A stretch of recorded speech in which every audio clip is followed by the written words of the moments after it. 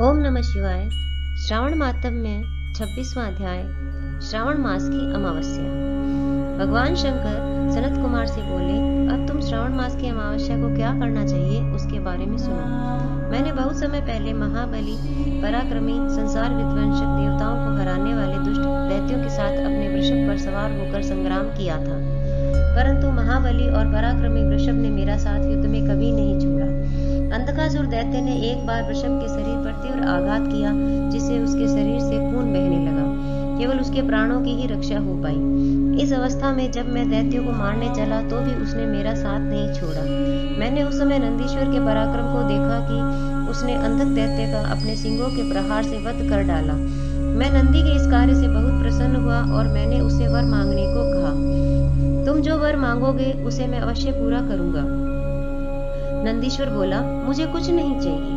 आप मुझ पर प्रसन्न हैं, इससे बढ़कर मेरे लिए और क्या वरदान हो सकता है। फिर भी संसार की भलाई के लिए आपसे प्रार्थना करता हूँ। आज श्रावण मास की अमावस्या है। आज के दिन गौ के सहित मृतिका बैलों का पूजन हो और कामधेनु सदृश मेरा जन्म हो। मनुष्य भक्ति द्वारा प्रत्यक्ष गौ तथा बैलों का पूजन करे, गेरू से तथा धातुओं से उनके शरीर को सजाए, सिंगों को सोने चांदी से मढ़े, दोनों सींगों में रेशमी गुच्छ बांधकर चित्र विचित्र नाना रंगों से मिश्रित कपड़ों को पीठ पर ढककर गले में सुमधुर आवाज करने वाली घंटियां बांधे। दिन में गांव के बाहर ले जाकर शाम को घर वापस ले आए। खली बिनोले उन्हें खाने को दे। जो ऐसा करे उनके यहाँ गोधन की समृद्धि हो। मैंने वृषभ से कहा, तुमने जो मांगा है वह सब तुमको अवश्य मिलेगा। जो वृषभ आज के दिन किसी काम में न लगाया गया हो, केवल भूसा खाता हो, पानी पीता हो, उसे पोल कहते हैं। उसी नाम से आज का दिन भी पोल कहा जाएगा। आज का दिन जगत में पोला के नाम से प्रसिद्ध होगा। मनुष्य को आज के दिन सब इच्छाओं को पूर्ण करने वाले बैलों का उत्सव मनाना चाहिए। हे सनत कुमार, अब मैं तुम्हें कुशोत्पाटिनी विधि बताता हूँ। श्रावण मास की अमावस्या के दिन स्नान करके पवित्र होकर कुशोत्पाटन करना चाहिए। कुश को बार बार प्रयोग करने पर भी वह शुद्ध रहता है। कुश, काश, भव, दुर्वा, खश, कुंदक, गेहूं, चावल, मूंज और घास, यह कुशा के 10 भेद बताए हैं।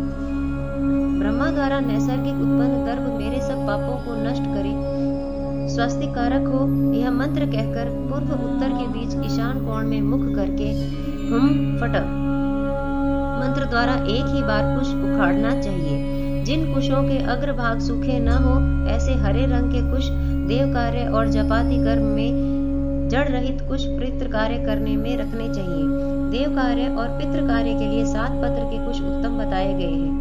मध्य में पत्र न हो, ऐसे अग्रभाग सहित आदेश प्रमाण कुश पवित्रा में रखने योग्य है। ब्राह्मण के लिए 4 कुश का पवित्रा, क्षत्रिय के लिए 3 कुश का पवित्रा, वैश्य के लिए 2 कुश का पवित्रा और शुद्ध के लिए 1 कुश का पवित्रा देना चाहिए। उत्पन्नार्थ के लिए वर्णों के लिए 2 पवित्रा होते हैं। 50 का ब्रह्मा तथा 25 का विष्टल होता है। पवित्रा को आचमन करते समय हाथ से न निकालें। विकट अग्निकारण तथा पाद्य समाप्ति पर पवित्रा को त्याग देना चाहिए।